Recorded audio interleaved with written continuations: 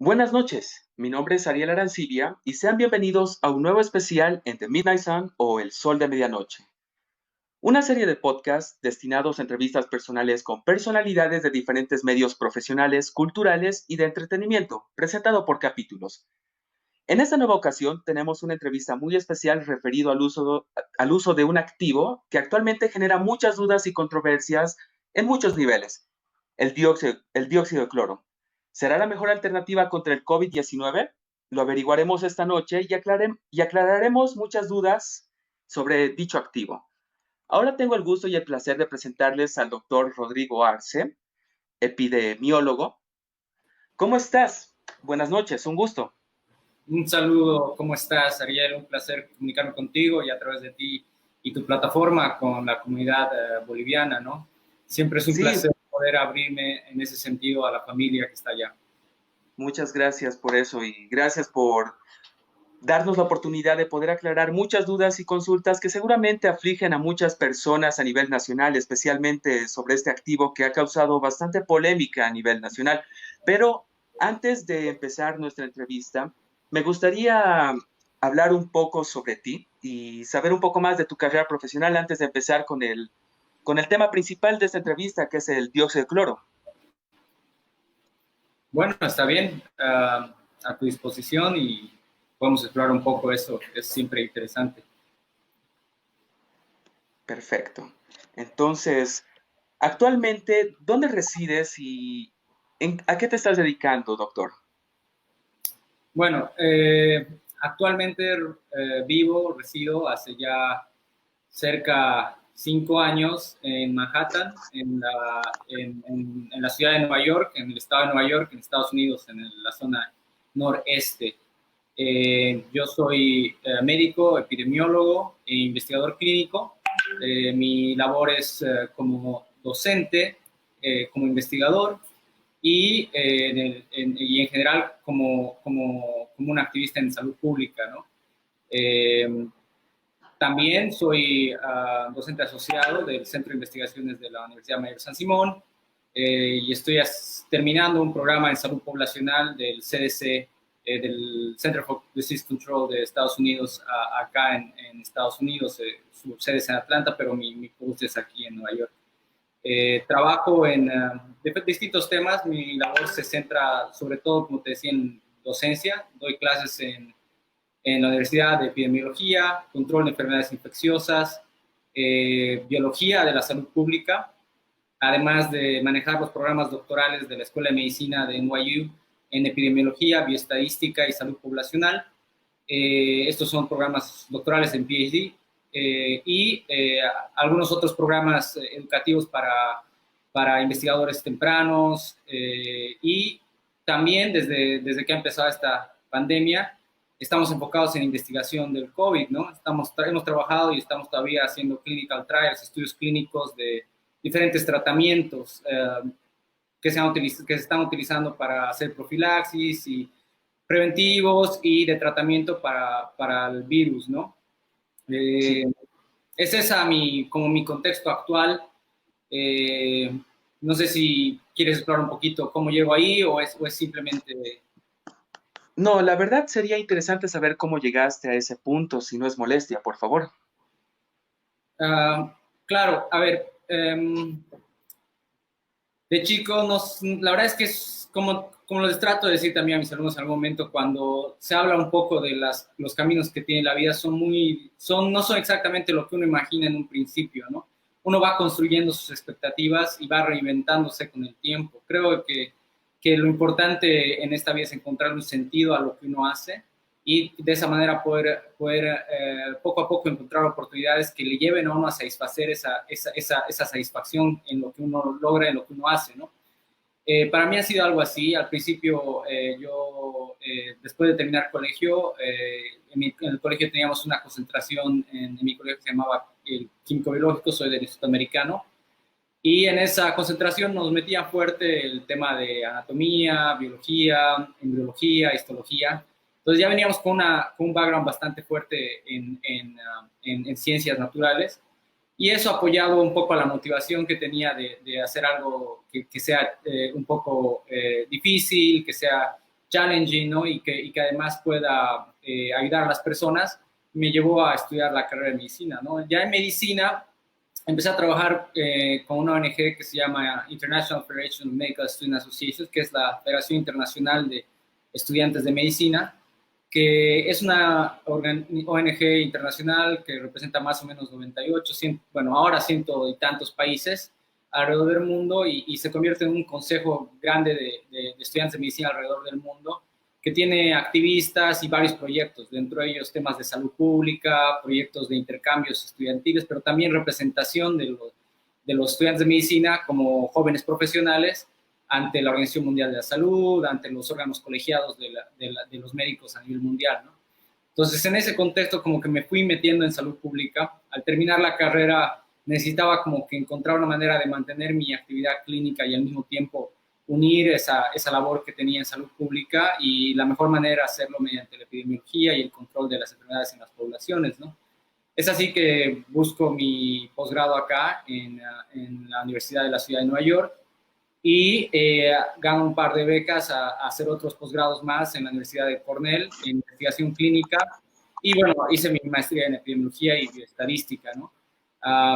Ahora, como te digo, estoy haciendo una fellowship con el CDC, que es como una subespecialidad en salud poblacional. Pero es eso, creo, un poquito el contexto. Como te digo, siempre ha sido un tema de evolución constante, cambiante, pero adaptándome a las realidades y a las necesidades que tenía de mantener una labor de servicio hacia las personas. Creo que ese es el principio general, no solo mío, sino de la gran mayoría de la gente que trabaja en mi profesión, exceptuando seguramente algunos, porque en cada, siempre hay otros intereses, pero la gran mayoría de las personas que se dedican a hacer temas en salud son gente que quiere ayudar a los demás y quiere encontrar una manera de darle a su vida significado a través de eso, ¿no? Y es eso, yo creo, lo que ha sido mi camino. Entiendo. Justamente entonces eso llegaría, bueno, nos llegaría al punto en el que inició la pandemia del COVID-19, que por mala suerte afectó a la población a nivel mundial ya desde inicios del 2020 y que literalmente causó bastantes estragos a nivel mundial en cada país, especialmente en países de tercer mundo, como también países que no tienen el sistema de salud público bastante desarrollado, lo cual nos lleva a que las personas que se encuentran en dichos países busquen opciones para poder combatir esta enfermedad. Y ahí es donde entramos con el dióxido de cloro. ¿Por qué el dióxido de cloro se volvió tan polémico, tan popular y como una buena alternativa para combatir este virus? Sí, bueno, el dióxido de cloro, como te decía, ha estado promoviéndose para la caspa y la nostalgia desde hace menos 15 años. Bueno, pero existe hace mucho más, ¿no? Y se ha estado estudiando para muchos usos, incluido el uso de desinfectantes de superficie y como potabilizador de agua, ¿no? Eso es ahí donde ha encontrado su mayor utilidad y se ha permitido ser un agente importante dentro de, prevención de enfermedades en el tema de las superficies y un poco el tema de la purificación de agua, ¿no? La purificación de agua, tú sabes, se puede hacer de muchas maneras, incluido con lavandina, pero esta es una de las maneras, es con el dióxido de cloro, y de hecho se utiliza mucho en aguas hervidas, ¿no? Ese es un poco el nacimiento del dióxido de cloro, ¿no? Como sustancia, como agente activo. Eso tiene, sobre todo, trabaja como oxidante, ¿no? Y de esa manera actúa como desinfectante de superficies y para desinfectar también líquidos como el agua. Entiendo. Pero ahora, dentro de por qué aparece como una cura para el coronavirus, yo creo que depende mucho de la propaganda que se le realiza, ¿no? Ha encontrado, creo, muchos factores para entrar como un agente que podría servir en COVID, ¿no? Lo han primero promovido para el cáncer, para el autismo, para un montón de otras enfermedades, incluido algunas otras infecciosas como la hepatitis, la influenza. Sí, mucho éxito, pero tú sabes, el miedo es probablemente el mejor vendedor, ¿no?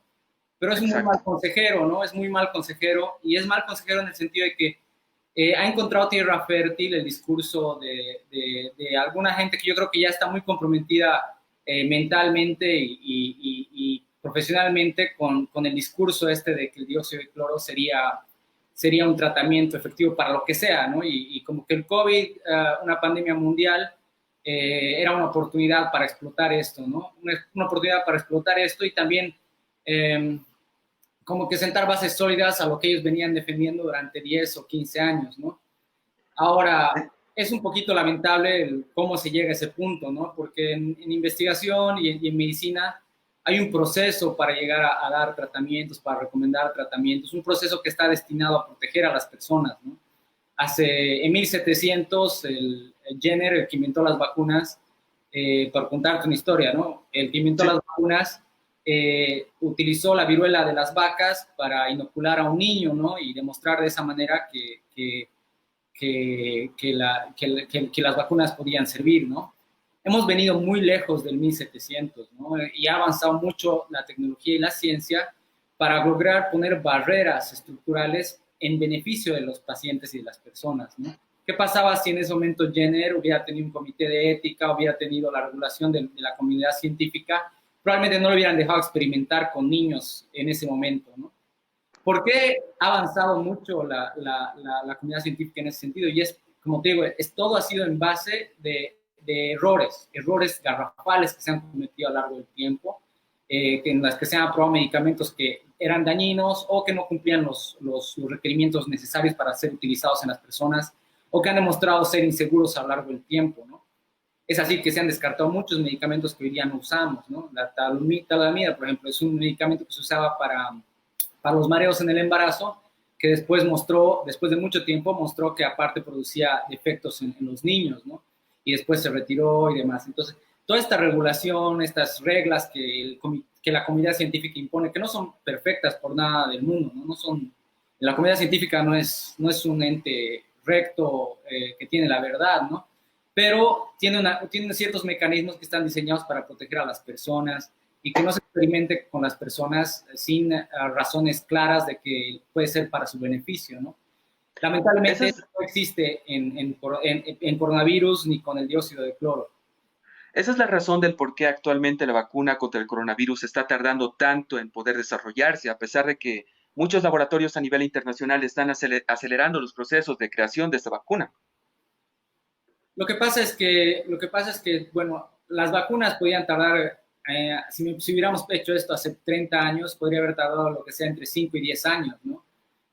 De hecho, el descubrimiento de un nuevo medicamento y de un nuevo procedimiento generalmente tarda desde el momento que se concibe, ahora, porque se ha acelerado con estrategias se llama estrategias translacionales, que tratan de llevar los elementos del laboratorio básico de biología hasta la cama de los pacientes. Se trata de llegar a un aceleramiento entre 7 y 8 años, ¿no? Imagínate, estamos hablando de fase 2, fases 3 en vacunas en menos de un año. Es algo que nunca antes se había visto en la ciencia, es un compromiso científico bastante fuerte, pero también tiene muchos riesgos y muchas incertidumbres, ¿no? Es muy difícil para la comunidad en general, para la población a veces entender esto, ¿no? Entender que, o sea, tiene un proceso las cosas, pero las cosas se hacen por la seguridad de las personas, ¿no? Te doy un ejemplo. Hace el 2012 se aprobó una vacuna en fase 3 para el VIH. Se hizo un estudio clínico con más de 1,000 pacientes y estaba todo bien, parecía que sí era efectiva en prevenir el VIH, pero extendieron el seguimiento, terminó el estudio, pero extendieron el seguimiento de ese estudio un par de meses más, 6 meses más, para ver si realmente no causaba algunas complicaciones, ¿no? Y resulta que sí, que de hecho la gran mayoría de las personas que habían recibido la vacuna estaban más en riesgo de contraer VIH que las personas que no habían recibido la vacuna, ¿no? Entonces, obviamente, como no tenemos una vacuna para el VIH ahora, ¿no? Entonces se abortó incluso después de fase 3 porque realmente no era seguro para las personas recibir este tratamiento, ¿no? Eso es lo que pasa con los tratamientos y con los procesos de nuevos medicamentos en personas. Requieren tienen un camino bastante reglado de las cosas que necesitan demostrar antes de que se pueda utilizar en estudios clínicos. Eso lamentablemente no existe en este caso. Eso es justamente porque cada persona reacciona de una manera diferente a cualquier tipo de vacuna y tienen que prevenir de que esas reacciones no sean en la mayoría para que las vacunas que se estén efectuando, que se estén realizando, sean efectivas sin dañar a muchas personas, supongo. Sí, todo está centrado en la seguridad de las personas, todo está centrado en la seguridad, porque las farmacéuticas, que me da hasta gracia, porque uno de los discursos de la gente que promociona el dióxido de cloro dice que las farmacéuticas son, bueno, las farmacéuticas quieren aprobar cualquier medicamento y venderlo, ¿no? Y de hecho, la comunidad científica es la que se opone a eso, las reglas que hemos establecido y los entes reguladores que hemos establecido en alrededor del mundo son los que ponen esa barrera para proteger al paciente por sobre el interés de las farmacéuticas. La farmacéutica la que te hablaba, que diseñó la vacuna para el VIH, créeme que la quería vender, ¿no? O sea, pero es la comunidad científica la que, no una persona, no un gran experto, no un gurú de la epidemiología, de la medicina o de la ciencia, sino la comunidad científica en su conjunto, la que va filtrando las cosas, ¿no? La que va un poquito poniendo en regla a cada uno de nosotros. Cuando yo quiero publicar un artículo científico, la razón por la que no hay artículos científicos del COVID publicados en journals de medicina, pasa por proceso de revisión de pares. Significa que otros científicos, no yo ni los de mi equipo, revisan mi trabajo, ¿no? Y dicen y lo observan, y si encuentran fallas grandes en lo que estoy haciendo, no lo aprueban y no se publica, ¿no?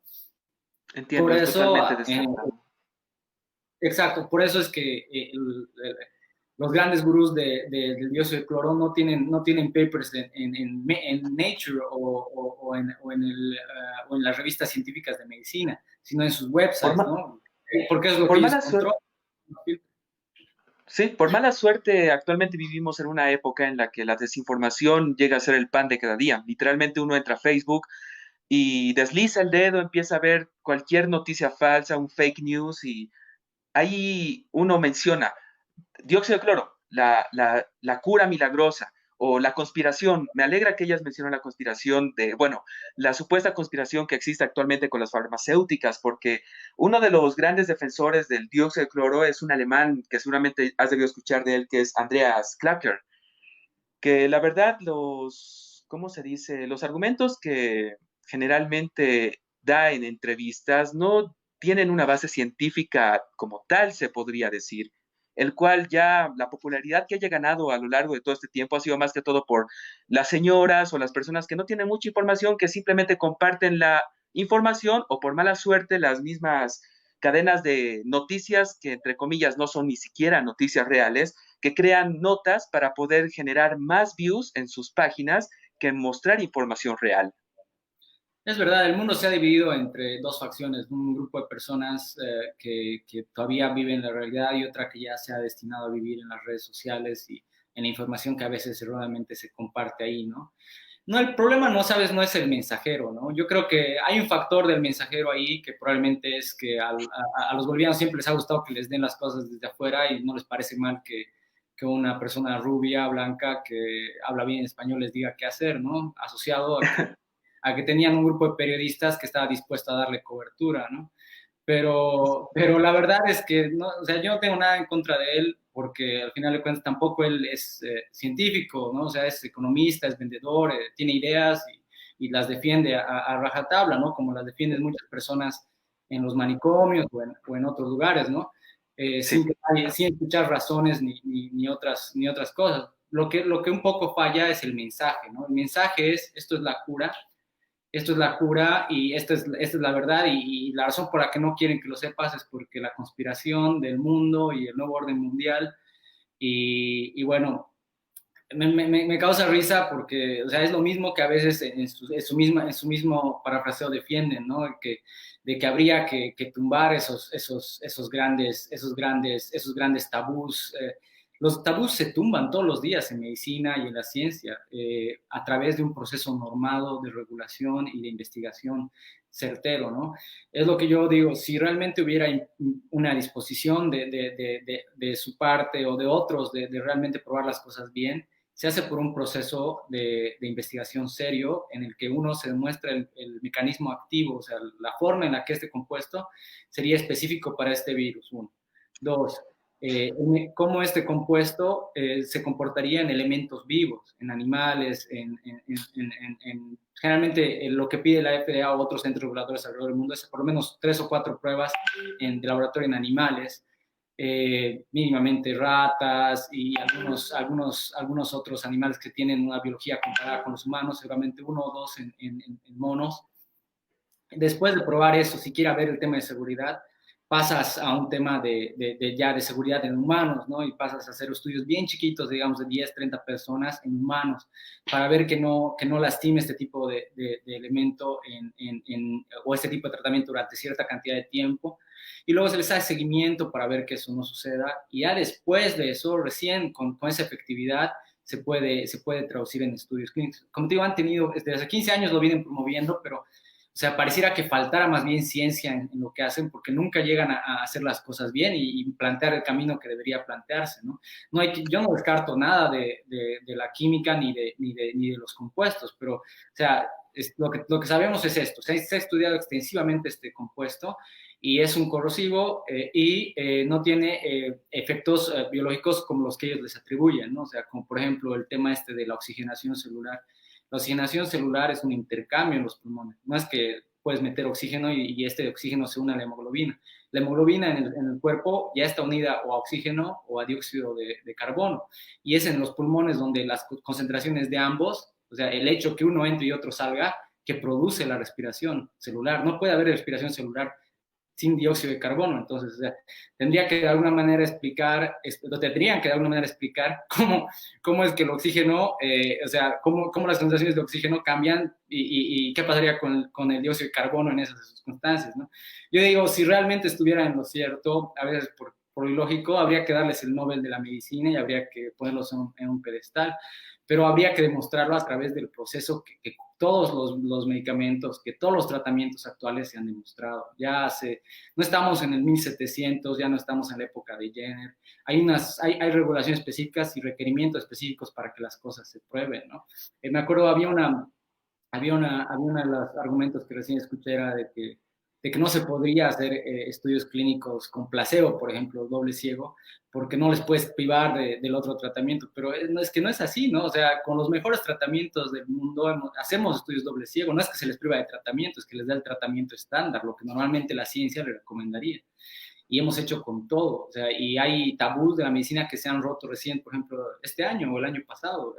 Las apendicitis hasta hace poco eran sí o sí quirúrgicas, ¿no? Y esa era la historia de la medicina por 400, 500 años, ¿no? O tal vez más. Sí. Recientemente se ha hecho investigación y se ha demostrado que muchas de las apendicitis responden a tratamiento antibiótico conservador, ¿no? Sin necesidad de operar y que tienen mejores desenvolvimiento a largo plazo. Ahora, ¿qué tan rápido lo aplicarán los cirujanos y qué tanto tiempo tendrá que pasar para que esos sean los tratamientos? Pero ya está demostrado en papel y alguien que lo quiera utilizar mañana en su clínica va a poder fundamentarlo con la evidencia científica que le da el lugar y el rigor, ¿no? Y eso es lo que lamentablemente, y me da mucha pena, los colegas están haciendo cuando promocionan estos productos. Porque no es solo los periodistas, no es solo el gurú, son algunos colegas que se han prestado a esto por miedo. Y es peligroso porque, bueno, primero que la regulación, como te digo, está diseñada para proteger a los pacientes, pero también no solo de las farmacéuticas y de las personas que quieren venderles cosas, sino también de las buenas intenciones. Las buenas intenciones que seguramente tienen algunos médicos y que ante la desesperación de los pacientes terminan dándoles estos productos, ¿no? Son seguramente los mismos médicos también que dan para un resfriado antibiótico, o que están ahorita dando sus listas de 17 vitaminas que deberían tomar los pacientes sin ninguna evidencia de que eso les va a ayudar en nada, ¿no? O sea, es más como tratar de hacer un impacto en el paciente para que él crea que se puede mejorar. Y no, eso tiene un factor importante, o sea, en la medicina, aunque no creas, y cualquiera que haya hecho algo de clínica sabe, los pacientes que quieren curarse tienen más probabilidad de curarse que los que no. Los que creen que se van a curar tienen mucha más probabilidad de curarse que los que no. Y los que no quieren y los que ya están rendidos, generalmente, aunque con un resfrío, se van. Eso pasa mucho. Es un poco el tema anímico y psicosomático del proceso, ¿no? Y yo creo que ahí es donde ahora está jugando este compuesto más que en cualquier otra cosa que ellos intenten inventarse. Pero hay muchos peligros, ¿no? Hay muchos peligros.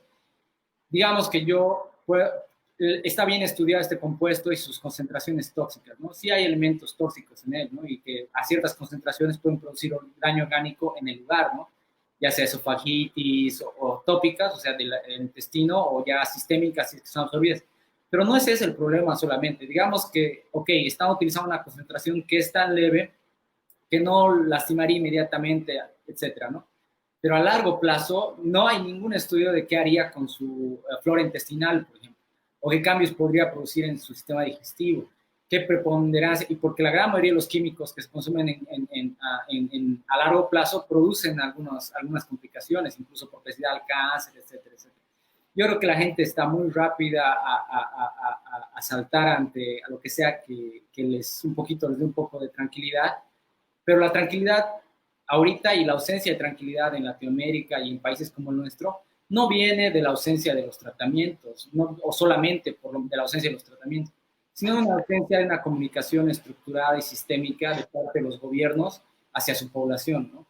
Yo, o sea, no es que critico la labor del ministerio, seguramente están haciendo lo mejor que pueden desde donde están, pero, o sea, esto de solamente decirles la cantidad de casos en las noches y no explicarles lo que está haciendo puntualmente todos los días cada una de las personas en el gobierno para llegar al punto donde podamos contenerlo, desespera, ¿no? Desespera y la desinformación surge y tiene Exacto. el WhatsApp llenando espacios que deberían llenar comunicadores oficiales, ¿no? O sea, personas como tú, como otros medios, que bueno, al final de cuentas se toma el trabajo de buscar locutores oficiales, locutores válidos para las opiniones, ¿no?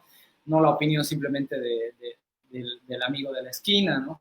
Y eso es, yo creo, súper importante para tratar de un poquito darle la curva a esto y empezar a manejar mensajes que realmente sí han demostrado ser útiles en esta pandemia, ¿no? Prevención clara y normada que todos podemos tener, que son las barreras físicas, el distanciamiento social. Son cosas que ya no se pueden, o sea, son parte de lo que estamos haciendo. Y en ciudades como la mía han contenido la epidemia, no ha sido ningún tratamiento mágico. Ahorita ya no hemos tenido, creo, es un estado de más de unos 20 millones de personas el día de hoy. Hemos sí, lamentablemente, tenido unos cuantos fallecidos, creo que alrededor de 4 o 5, pero en la gran mayoría de las ciudades está completamente contenido, ¿no? Y con pequeños brotes específicos, ¿no? Que se contienen a la par, ¿no?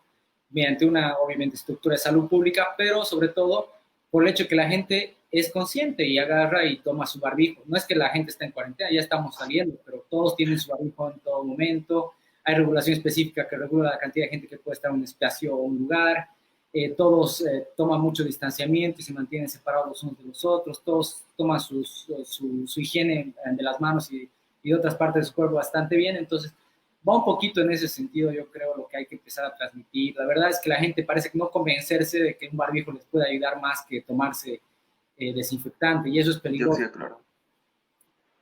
Sí, por mala suerte, muchas personas a nivel mundial, bueno, especialmente en países de tercer mundo, se podría decir, no especificando, no quiero especificar tampoco, porque al final todos podemos cometer errores o simplemente no seguir las reglas, pero para que esta pandemia, para que las personas no se contagien, para evitar que otras personas se contagien, todo depende de la responsabilidad de las personas. Si una persona es responsable con su salud, va a evitar de que él o su familia terminen contagiados con esta enfermedad. Si la gente es responsable, si la gente quiere o se preocupa por sí mismo, por su familia, va a evitar esta enfermedad. Como tú comentaste allá, donde tú estás viviendo actualmente, no tuvieron una cura en específico, no tuvieron, eh, no lo sé, el dióxido de cloro como lo que lo están vendiendo en muchos países o en muchas ciudades o en quién sabe dónde. Tuvieron un margen de responsabilidad y de una buena organización epidemiológica para evitar que más personas se contagien con este virus.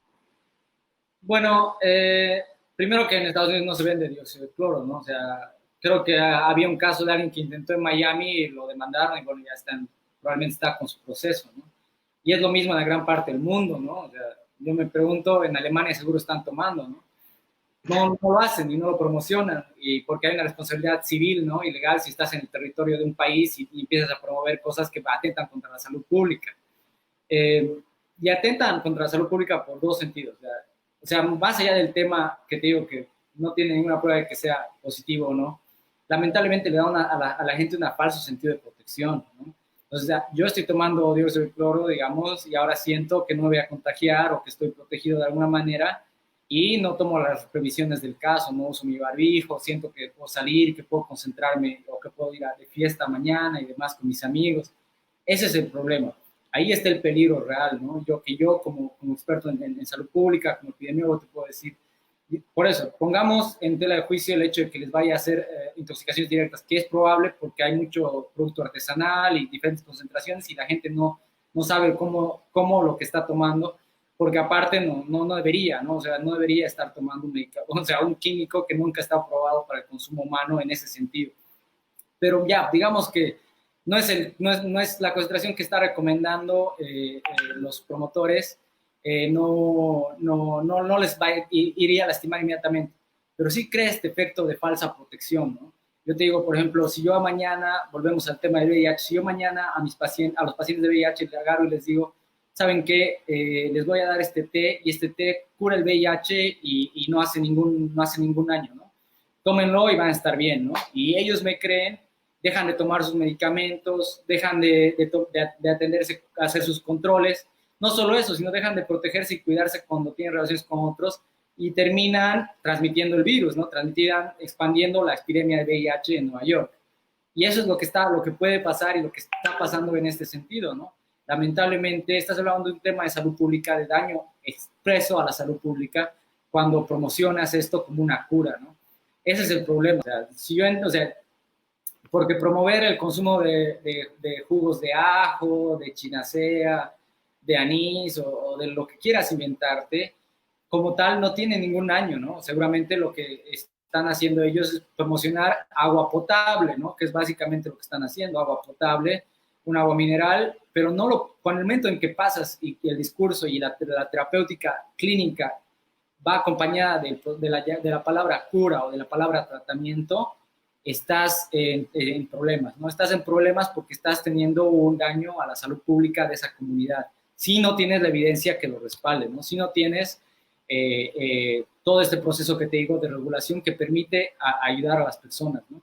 Yo creo que muchos de ellos están centrados en este hecho de no hacer daño, que creen que no están haciendo daño, pero o sea, por eso te enfatizo harto este daño a la salud pública, que sí es un daño expreso, ¿no? Y que está demostrado en otras cosas, ¿no? La mala información y la reproducción de este tipo de falta de evidencia, o sea, de tratamientos sin evidencia, lastima a la comunidad, a cualquier lugar donde esto se distribuya por estos factores, pero también lastima la integridad y la confianza en el sistema propio de salud, ¿no? En los médicos como tales. No que ahorita tengamos un sistema de salud brillante, ¿no? Han sido décadas y décadas de poca atención hacia el sistema de salud como tal en Bolivia, pero viene asociado a que ya de por sí las cosas estaban mal. Durante 14 años les ha gustado a las personas que estaban en el gobierno decir que los médicos éramos malos y que solo queríamos lastimar a las personas y que solo veíamos nuestros intereses.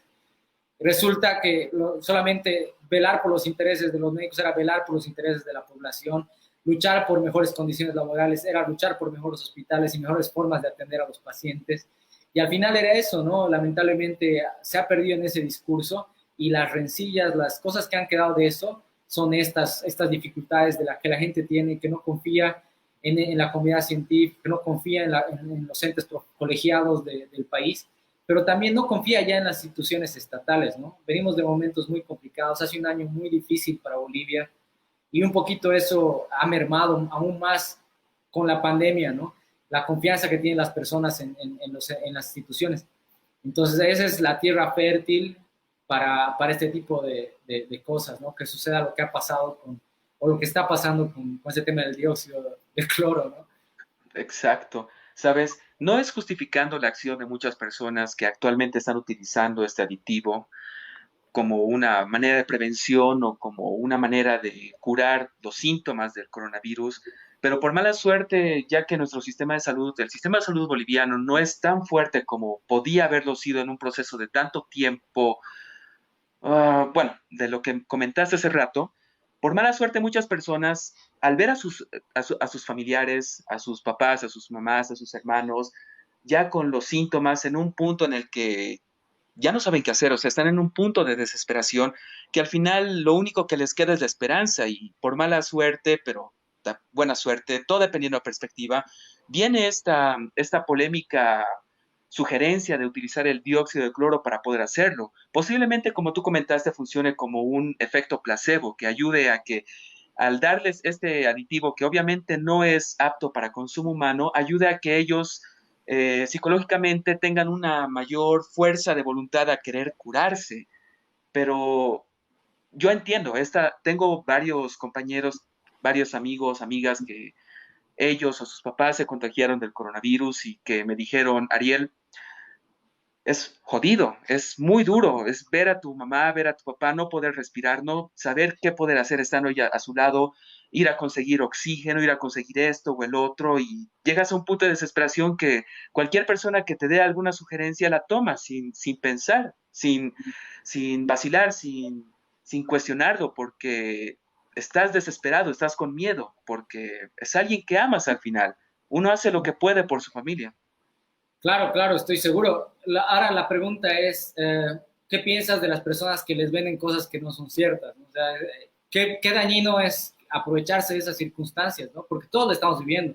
Toda mi familia Sí, está en Bolivia, todos estamos viviendo eso, ¿no? Entonces, todos estamos en ese momento en el que la verdad es que yo no hay ninguna cura mágica, yo lo sé a ciencia cierta, pero, o sea, y en mi caso yo tengo por lo menos la capacidad de saber recomendar bien a mis familiares, a la gente que yo conozco, a la gente que me pregunta, a la gente que me busca, a la gente que atendemos de vía virtual o telemedicina, porque tenemos muchos colegas acá en Estados Unidos que están haciendo eso, que están trabajando directamente con la gente por vía de telemedicina.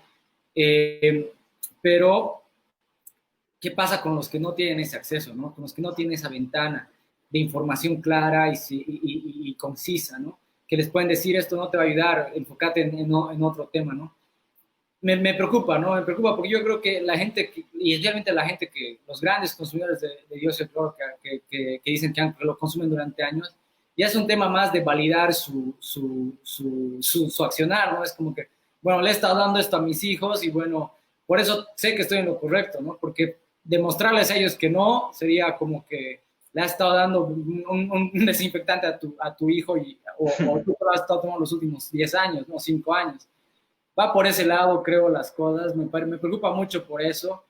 Pero lo único que podemos hacer es tratar de tener este tipo de comunicación, de tener información abierta y disponible hacia las personas, que ellos poco a poco se internalicen del proceso científico, de lo que significa ser un científico, de lo que significa hacer ciencia, que no es nada fácil ni es nada etéreo en el mundo, ¿no? No es un castillo blanco y en la torre, en el castillo los que deciden, sino es más bien una comunidad bastante grande alrededor del mundo, de gente de todos los colores y sabores, y que tiene solo un objetivo de cuidar a la gente y tratar de que las cosas que se utilicen sean lo mejor posible, ¿no? Entonces, hay mucha gente que se dedica, o toda su vida científica es dedicada a tratar de encontrar errores en lo que se está haciendo ahora, ¿no?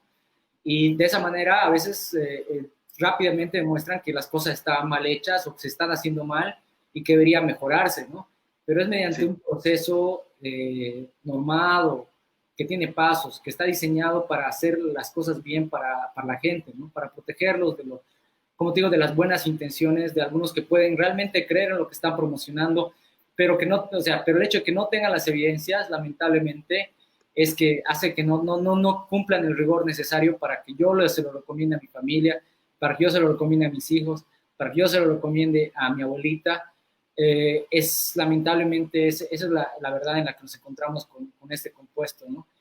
es cierto. Se han hecho muchas investigaciones, lo que ellos usan como propaganda es, se han usado como desinfectante oral, por ejemplo, como enjuagues de boca, ¿no? Hay una gran diferencia entre enjuagarte la boca con clorexidina, por ejemplo, que es es un antiséptico igual, y otra cosa es que te tomes clorexidina, ¿no? O sea, hay un mundo, Gran diferencia. hay una diferencia enorme entre vapores que se utiliza o en superficie o en ambientes para eliminar virus, que es lo que sería en el cuerpo humano, ¿no? O sea, hay un tema de compatibilidad biológica ahí que es lo que está faltándoles, ¿no? En su racional. La compatibilidad Sí, biológica y que demuestren que tiene un efecto biológicamente, ¿no? No en in vitro, no echándole dióxido de cloro a una caja Petri, sino poniéndolo en agentes animales, ¿no? Biológicos, chimpancés, Sí, ratas, que tienen coronavirus, ¿no? Y demostrar que no solo eso, sino que tiene una buena concentración pulmonar, que es otro de los grandes problemas esenciales de la mayoría de los medicamentos que hemos investigado, que estamos investigando ahora. Por ejemplo, el tema de la ivermectina, ¿no? Lamentablemente uno de los errores con la ivermectina es que la concentración que se requeriría para que tenga una buena concentración pulmonar es 17 veces la que puedes dar, ¿no? O sea, lo que estás dando es un Ave María, porque la concentración pulmonar que requerirías no la vas a tener con las dosis que estás dando. Parecido era el tema con la hidroxicloroquina, ¿no? Para tener las concentraciones pulmonares adecuadas, tenías que dar mucho más de lo que era seguro y causaba problemas de arritmia y las cosas que por las que ahora se está recomendando contra su uso, ¿no? Entonces hay varios temas ahí. O sea, no es que la ciencia está poniéndole obstáculos a las personas, es que quiere está, prevenir. exacto, está tratando de cuidarlas, ¿no? Está tratando de cuidarlas y no darles tratamientos innecesarios que solamente les van a lastimar o que van a hacer como que una pandemia de errores, ¿no? Entre los clínicos y demás. Aparte que todos los medicamentos, todos los químicos tienen interacciones y es en general bastante peligroso el dar así por dar, ¿no? Y más aún el decir que el 100% de las personas se van a curar con algo, ¿no? O sea, rara vez funciona así, nada en el mundo y peor los medicamentos, ¿no? O sea, como tú dices, la idiosincrasia, que es el concepto de cómo se comportan las personas diferentemente las cosas por sus propias características y demás. No me sorprendería por eso, y como estamos viendo que hay muchos intoxicados en La Paz, en el Beni, en Sucre, en otros lugares, ya mostrando evidencia de que se han tomado no solo dióxido de cloro, sino muchas altas concentraciones de otras cosas más, y que están realmente complicados ya no por coronavirus, sino por eso, ¿no? Y eso es lo que ahora que yo creo la conversación tiene que ir en ese sentido. Hay otros medicamentos que sí se perfilan como positivos. El, ¿Cuáles el, serían el, esos medicamentos? bueno, hay obviamente el medicamento ruso, el favipiravir, que tiene mucho parecido con el retinavir, que es un medicamento que se está usando en Estados Unidos. Tiene mucho parecido y actúan sobre el mismo sobre el mismo camino biológico de la reproducción del virus. Tiene como que una lógica que sí podría ser algo interesante que explorar, ¿no? Ya en estudios clínicos, ¿no? Porque ya tiene abundante data de seguridad en humanos, tiene abundante seguridad y se ha demostrado el camino biológico en animales y en otras enfermedades, y es por eso que esos elementos se usan, ¿no? Lo mismo era, por eso usamos hidroxicloroquina, por eso se investigó algo con ivermectina, era porque eran medicamentos que ya teníamos, disponibilidad a nivel mundial, pero aparte tenían también estas características, ¿no? Que se habían ya demostrado su actividad en otro tipo de viruses, que se había demostrado también su actividad en el cuerpo humano y en otro tipo de viruses, otro tipo de patologías. Entonces, eso es lo que ha faltado y lo que falta con la gente que quiere hacer investigación con dióxido de cloro. Yo creo que si realmente se lo plantea hacer y seriamente, deberían hacerlo en ese sentido, ¿no? No es tan difícil, no necesitas tanto presupuesto para conseguirte los primeros estudios en animales y ya con eso seguramente van a poder probar sus conceptos. Lamentablemente, lo vienen promocionando 15 años sin hacer eso. No sé si es porque les falta las herramientas o porque nadie nunca de la comunidad científica se ha querido sentar con ellos y ayudarles, o es que ellos nunca han estado en ese nivel, pero eso es lo que les falta. Les faltaría eso para poder demostrar y poder utilizarlo en las personas. Es cierto. Mira, comentándote algo que pasó hoy en Bolivia, bueno, como sabrás, en Bolivia se retrasaron las elecciones por temor a más contagios del COVID-19.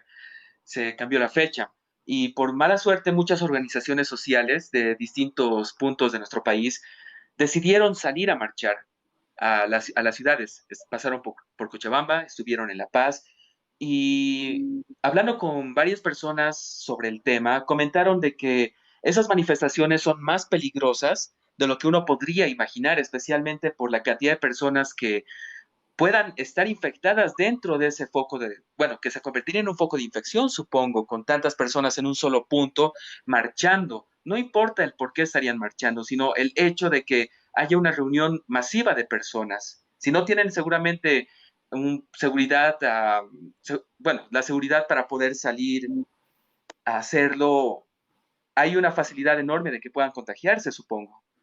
Sí, lamentablemente esta enfermedad tiene unas características que la han hecho un poco más complicada, buenas y malas en algunos sentidos. La primera, buena en el concepto general, es que, bueno, la gran mayoría de las personas no tienen síntomas o tienen síntomas muy leves, y eso a veces un poco lleva a la gente a subestimar lo que les está pasando, ¿no?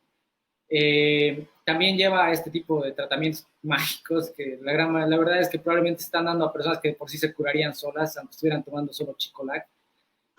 Pero pasa lo mismo con este tipo de circunstancias, ¿no? Mucha gente, y por desinformación, cree que realmente esto no es algo de qué preocuparse y se equivoca. Se equivoca porque se ha demostrado en el mundo que ese tipo de circunstancias, este tipo de situaciones acarrean circunstancias epidemiológicas y distribución de enfermedad elevada, ¿no? Esperemos que no sea tan así, que de alguna manera se pueda contener, pero no creo. O sea, la verdad es que por las imágenes que yo igual veía, no había ninguna medida de separación, no se estaba utilizando ningún tipo de máscaras, ni y menos el espacio necesario para poder tener a la gente segura ahí.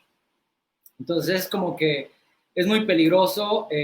Al presidente de este país, de Estados Unidos, igual él quería hacer su convención contra viento y marea, la tienen que cancelar hace un par de días porque su popularidad igual ya ha bajado, porque lamentablemente la gente le gusta más los hechos y al final las cosas caen por su propio peso, y eso es lo que va a pasar, ¿no? O sea, lamentablemente mientras más gente se va enfermando en las comunidades más rurales y más pobres, esto se va a ver una realidad y la gente se va a desesperar y ya no va a quedarle otra que asumir las medidas que tiene que asumir, ¿no? Porque no tiene de otra. O sea, pero se han salvado muchas vidas, Ariel, yo te digo, lo que se ha hecho hasta ahora en Bolivia ha salvado vidas, y la gente se queja mucho de dónde estamos, pero yo me pregunto qué hubiera pasado si no hubiéramos tenido ni una sola cuarentena.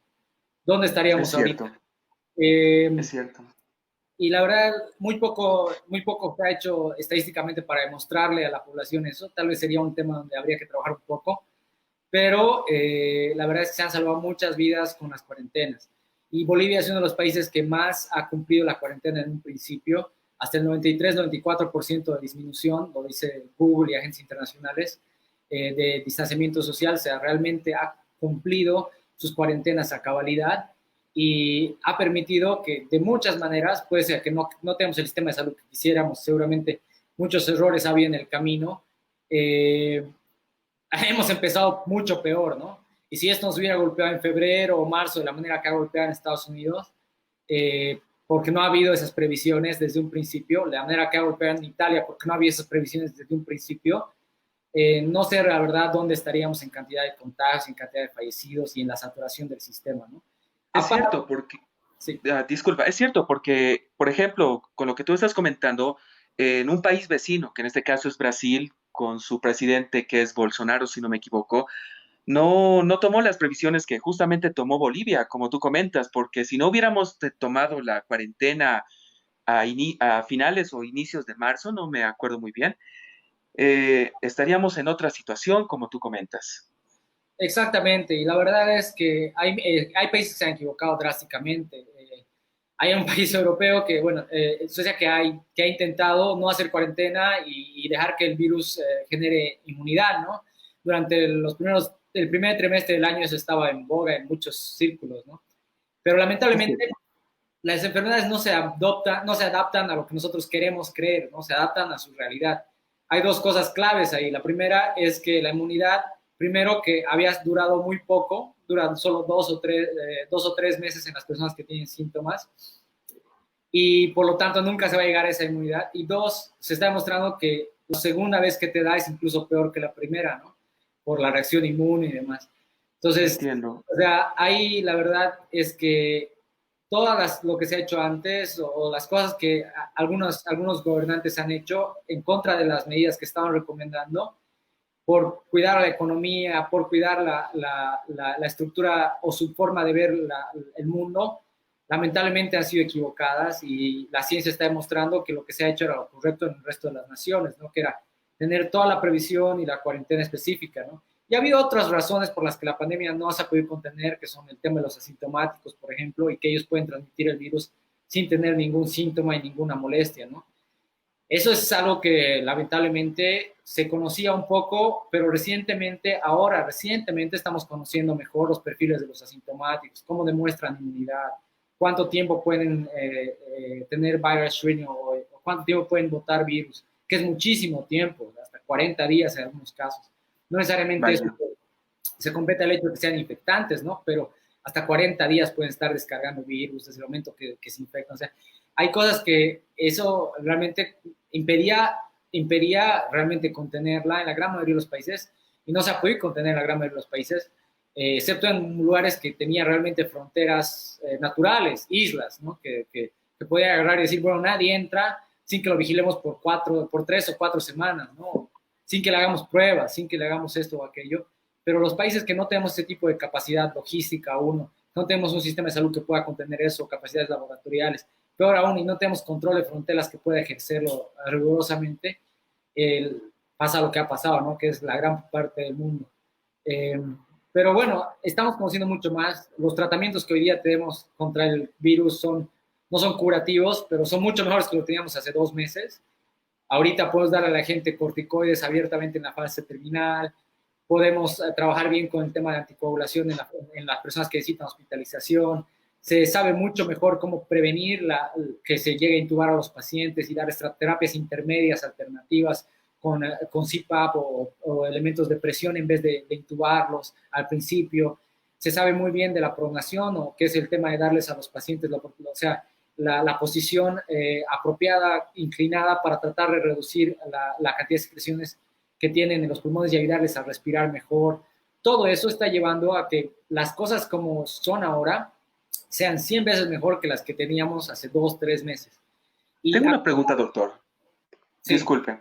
no sigue. Esta información, ¿cómo puede ser, cómo puede llegar a los doctores a nivel mundial? Por ejemplo, un tratamiento de los que tú me estás hablando en este momento ya está válido para cierto periodo de la enfermedad. Ya fue Claro, comprobado, ya fue utilizado y parece que funcionó, pero ¿cómo esa información se les pasa a los doctores bolivianos, por ejemplo? bueno, pasa por mediante diferentes herramientas. Una es el reconocimiento de los entes reguladores, que en este caso no son necesarios porque la mayoría de estos tratamientos ya son aprobados para muchos tipos de enfermedades. La dexametasona, los anticoagulantes se utilizan abiertamente, ya tienen todas las regulaciones establecidas, entonces ya están disponibles en las farmacias y en los hospitales. Por lo tanto, es simplemente el criterio clínico de los médicos el que tiene que informarse para dar ese tratamiento.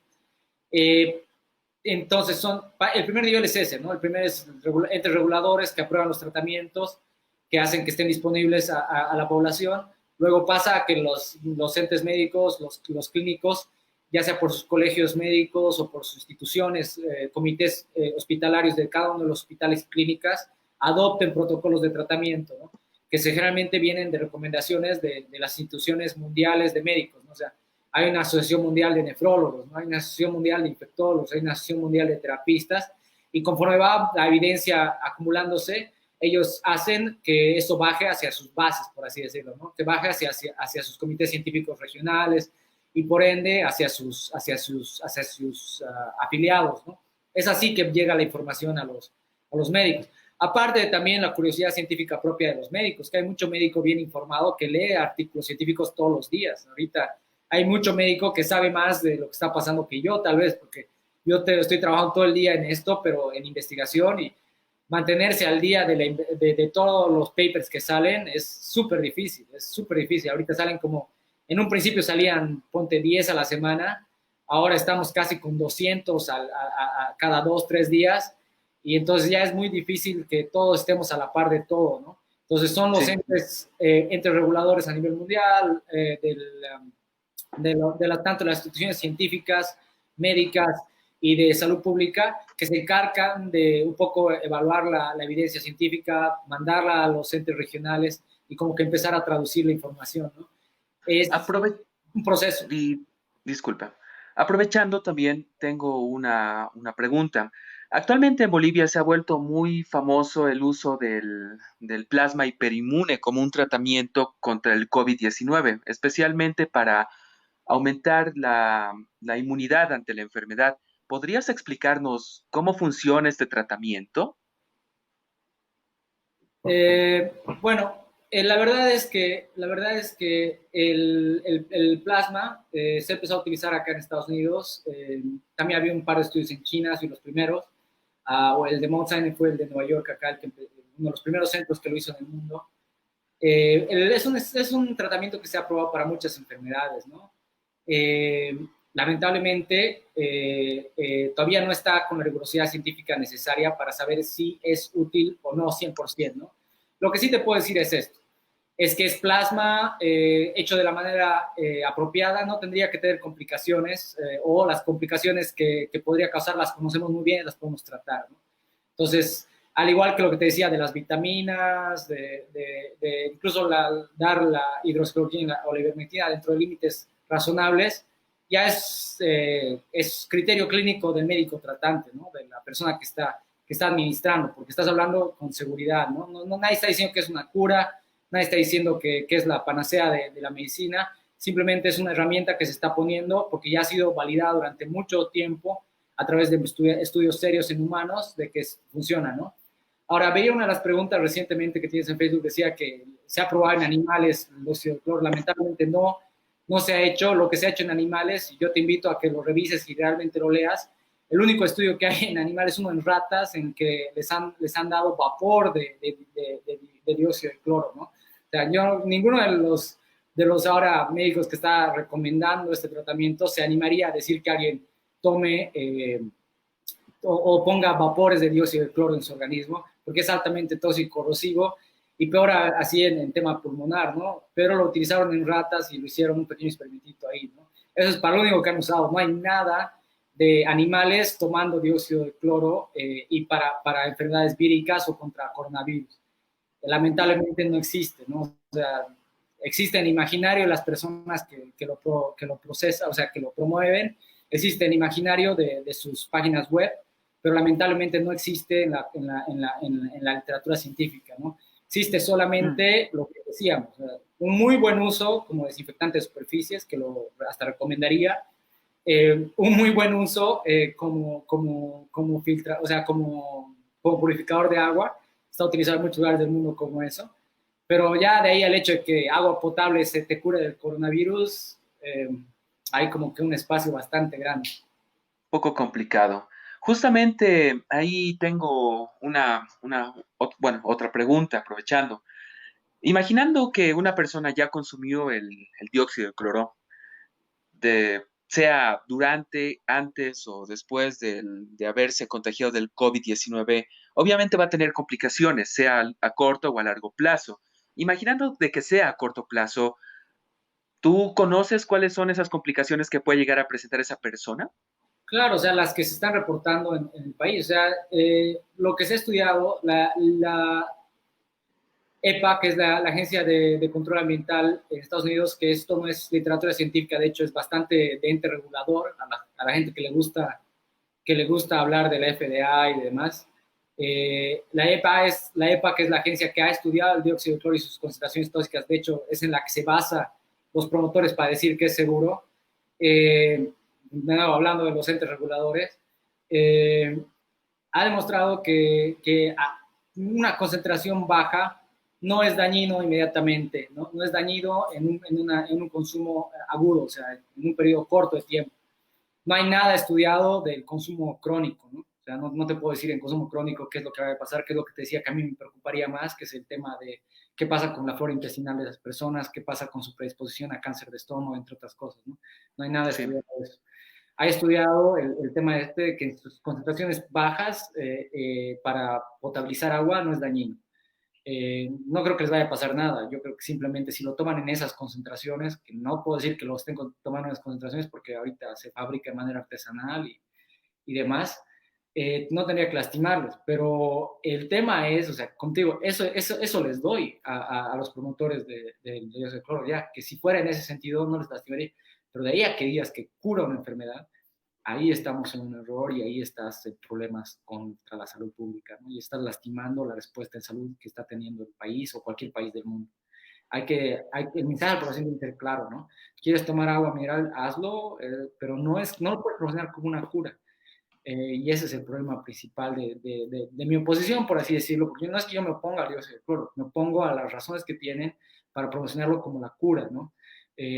No me opongo a la investigación, al contrario, soy investigador, trabajo de eso, vivo de eso, ¿no? O sea, eh, los exhortaría a que hagan investigación bien hecha, o sea, a que hagan las pruebas en animales, porque ahorita se puede probar COVID en animales, lo están haciendo así, es así la primera prueba que han hecho en las vacunas, por ejemplo.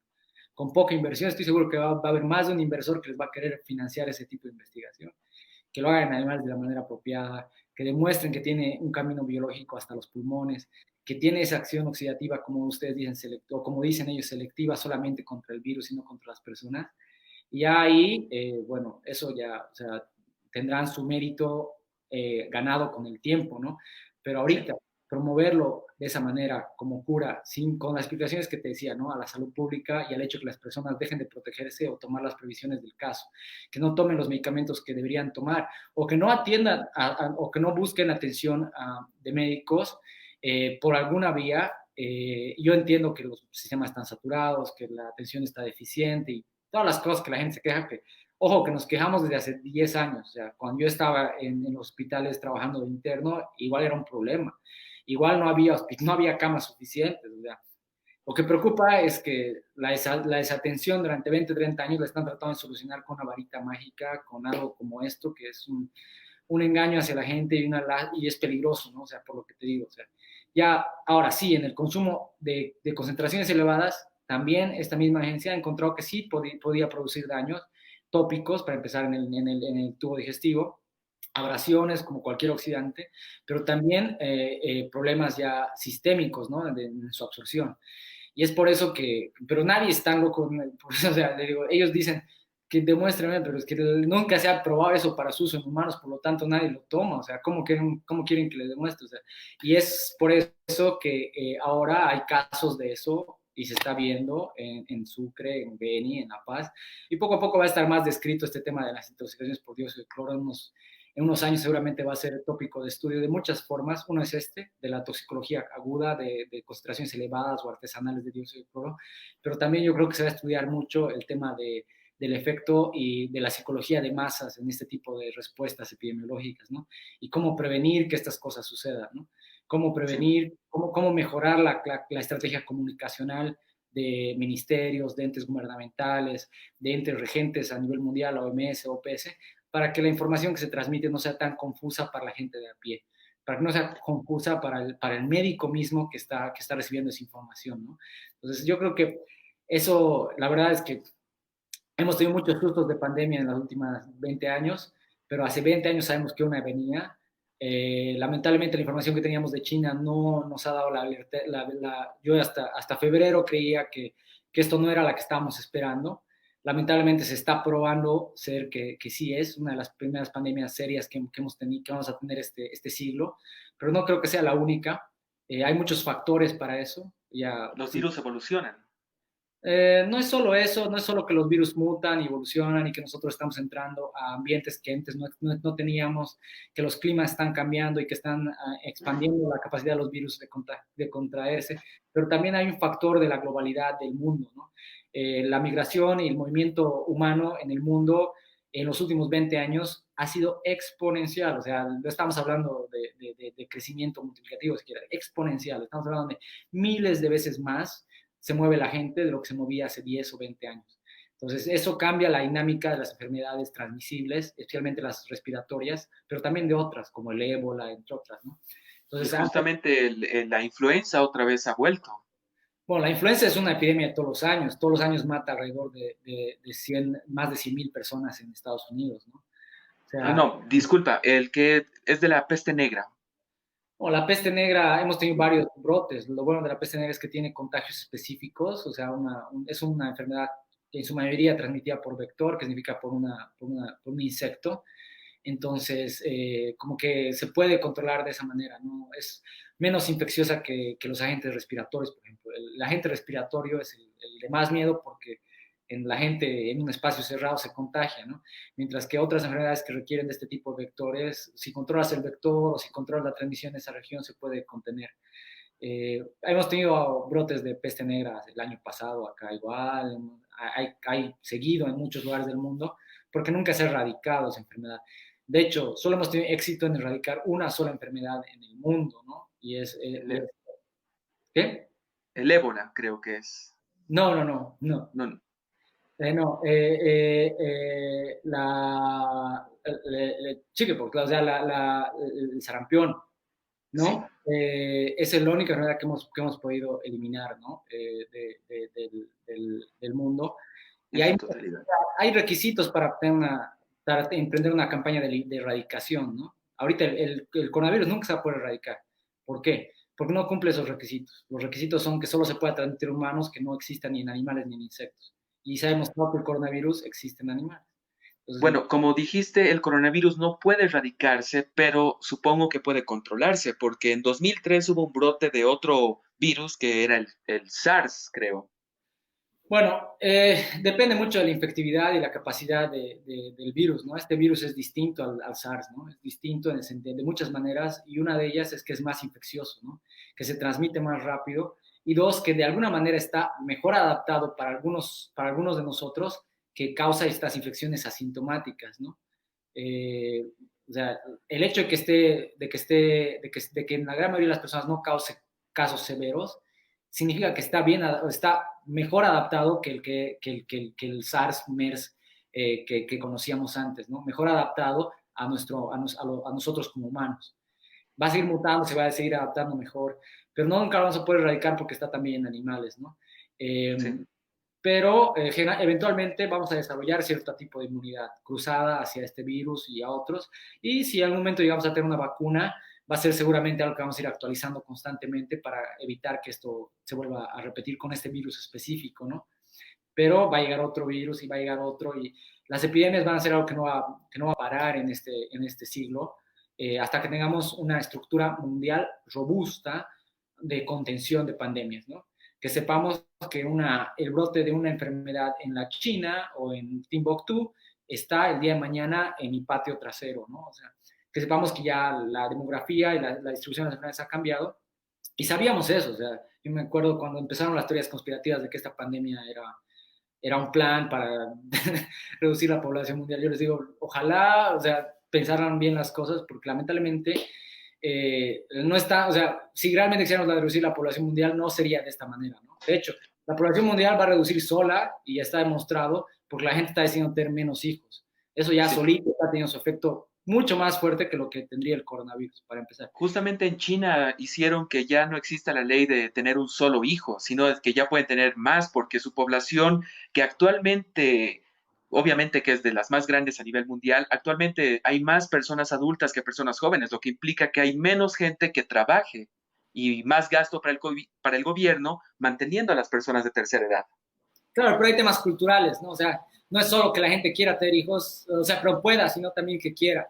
Y culturalmente el mundo está cambiando en ese sentido, ¿no? Cada vez es menos, o sea, la gente quiere tener menos familia y hay medidas para evitarlo, ¿no? O sea, tienes herramientas Sí. de protección que hacen que te puedas cuidar y por lo tanto no tengas 50 hijos, ¿no? Entonces eso es un poquito lo que está haciendo, ¿no? Yo creo que Aprovechando que, perdón, continúa, disculpa. no, no, está bien lo que te decía, o sea, no se va a poder erradicar este virus, es algo con lo que vamos a tener que vivir.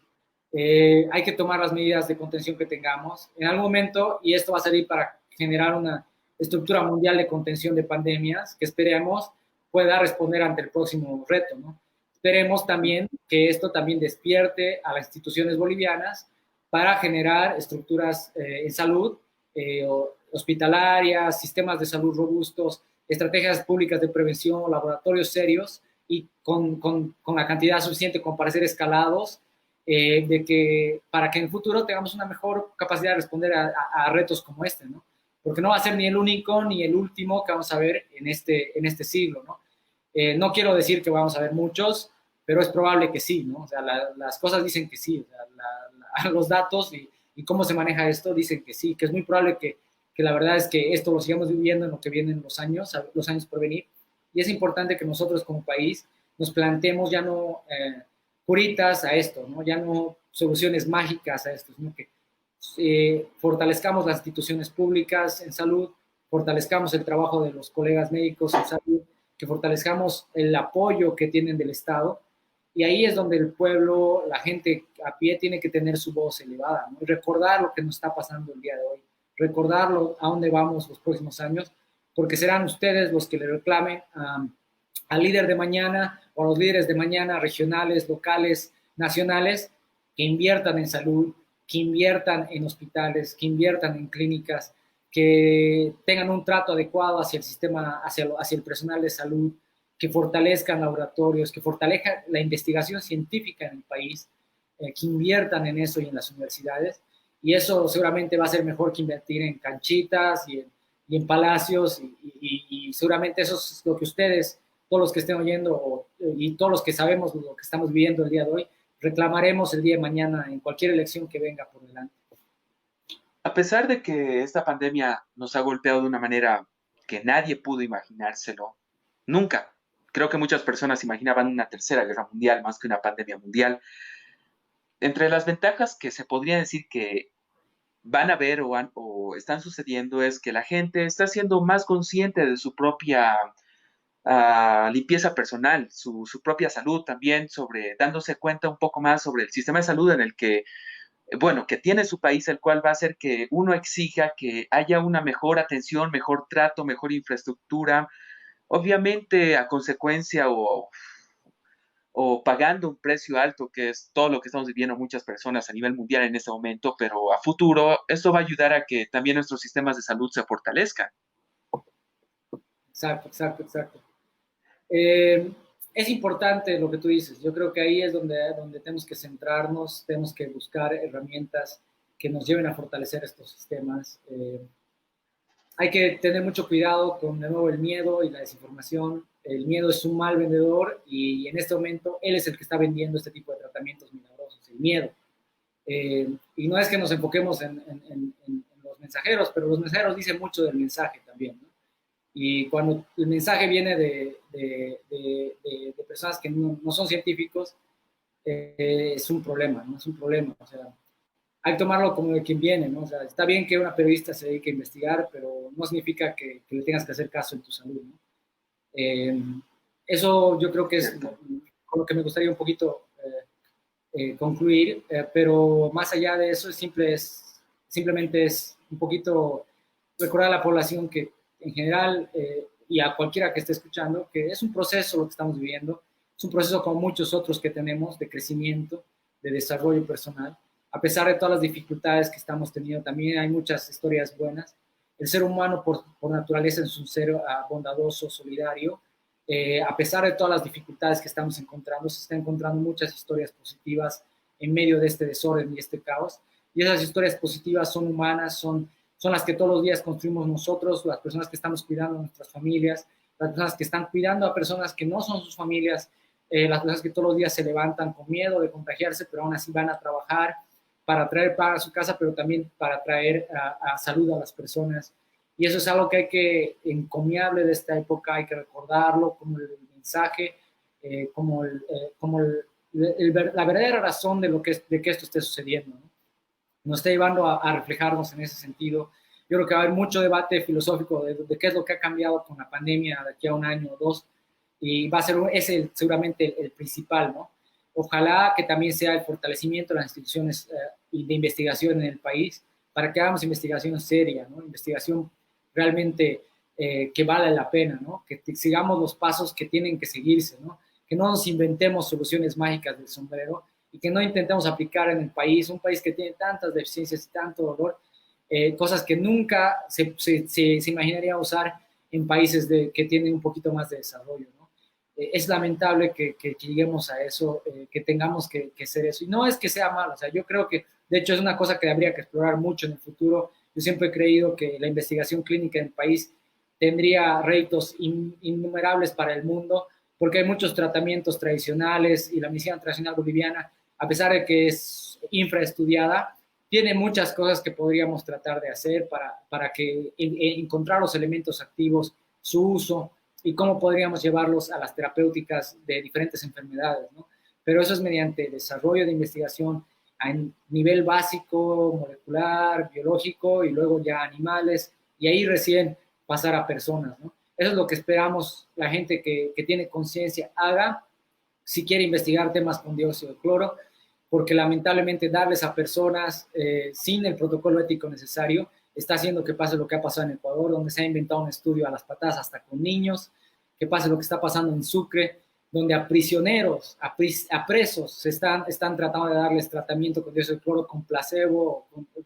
Primero que, o sea, desde... Fuerte. O sea, es muy terrible eso porque está normado en la ley internacional que los niños, que los prisioneros son población en alto riesgo para este tipo de cosas, o sea, porque obviamente, o sea, son gente que no accedería a otro tipo de tratamiento, le estás ofreciendo un tratamiento que tú le dices que es bueno para ellos y no tienen elección y obviamente por eso lo asumen, ¿no? Y son gente que no tiene esa autonomía para decidir sobre sí misma o bien informada si tomar o no un medicamento. Por eso los consentimientos informados en ese contexto no son válidos. Por eso es que no va a poder publicar en revistas científicas como le ha pasado a Ecuador. Por eso es que todos sus artículos van a acabar subidos en páginas web y nunca van a poder realmente llegar al escrutinio de la comunidad científica porque les falta el rigor. No están haciendo los pasos que deberían hacer. Hagan esos pasos y van a poder demostrarlo de una manera contundente al mundo. No hagan esos pasos y van a quedar en la dark web, van a quedarse en los websites, van a quedarse en el discurso de los gurús y no en la ciencia. Y ese es el error en el que espero los colegas no caigan, ¿no? Perfecto. Muchas gracias, doctor Rodrigo. Fue una charla increíble, especialmente resolviste muchas dudas que yo en lo personal tenía y que seguramente muchas personas que han estado escuchando el podcast desde el inicio hasta ahora tengan más conciencia del uso del dióxido de cloro, como también ver alternativas, que la manera más fácil de poder evitar contagiarse es siendo responsable con su limpieza, con la responsabilidad de utilizar el barbijo y otro tipo de aditamentos que mencionaste en la entrevista. Muchas gracias por esta primera oportunidad, Rodrigo. Espero que no sea la última y ya vamos a estar hablando más adelante de algún otro tema referente a tu campo. Un placer, siempre abierto y con la disponibilidad de hablar de cualquier tema. Muchas gracias por la invitación y bueno, a la familia Oriana, cuídense. La verdad es que es un momento difícil para todos, pero si todos usamos barbijo, en un par de meses esto se contendría bien. Perfecto. Muchas gracias, doctor. Bueno, fue el doctor Rodrigo Arce con una charla bastante interesante sobre las consecuencias y el uso del dióxido de cloro, el cual no es lo más recomendable. No lo recomendaría yo, el doctor tampoco lo recomienda, pero se entiende la desesperación que muchas personas pueden tener en cierto tipo de momentos. Se entiende. Lo único que puedo desearles es fuerza, el doctor también lo desea, y confíen, todo va a estar bien. Mi nombre es Ariel Arancibia. Esto fue The Midnight Sun, un especial hablando del dióxido de cloro. Nos vemos este sábado para nuestro siguiente capítulo. Muchas gracias y buenas noches.